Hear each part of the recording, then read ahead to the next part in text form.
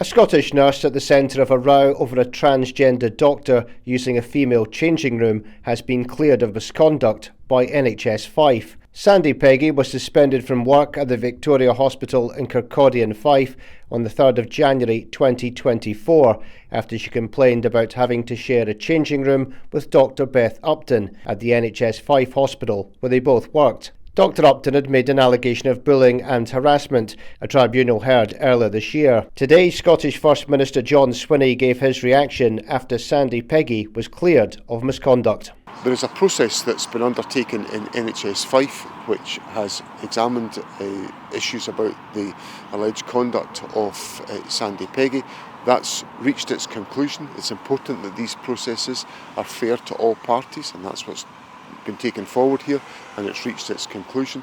There is obviously an employment tribunal that has been brought by Sandie Peggie that is currently underway, and it's not appropriate for me to comment on the live proceedings that are underway in that process. NHS Fife has my confidence and support. They've got important work to do to deliver on the healthcare needs of the people of Fife, and that's what I expect them to focus on.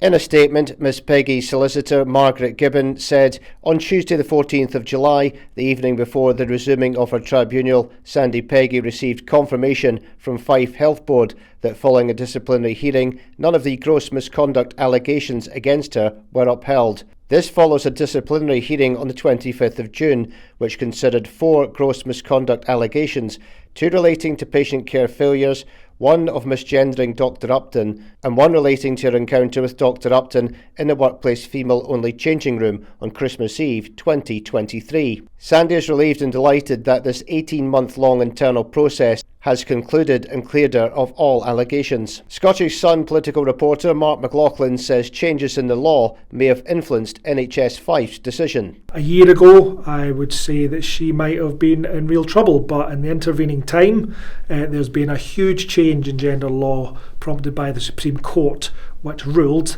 that a woman is a biological woman in law. That would have had a huge bearing on the panel that was deciding this case.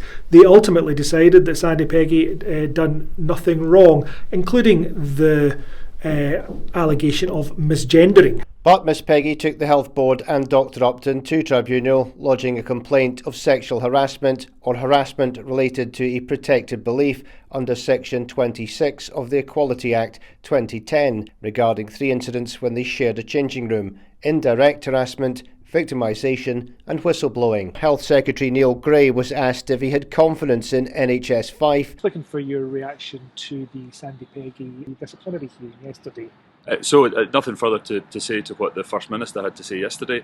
I'm here obviously to have a meeting with the local MSP, Jenny Gilruth, and have a discussion about NHS dentistry locally, though it's an ongoing employment tribunal and a disciplinary process that NHS Fife has got responsibility for, and I've got nothing further to add.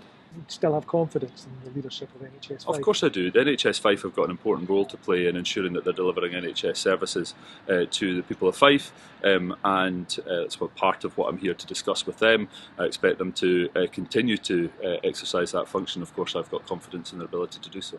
The compliance officer for NHS Fife yesterday said the only way to check biological sex is chromosomes. Do you agree with that? Are you going to do chromosome testing? I've got no further comment to make on an ongoing employment tribunal process. It would be clearly inappropriate for me to do so. That needs to be respected and allow it the process to take its course. Employment tribunal hearings took place in Dundee in February. It was then adjourned until July. The tribunal resumes after the UK Supreme Court ruled in April that the terms woman and sex in the 2010 Equality Act refer to a biological woman and biological sex, a ruling which has been publicly welcomed by Ms Peggie. And last week it emerged that NHS Fife has spent more than £220,000 defending itself in the employment tribunal.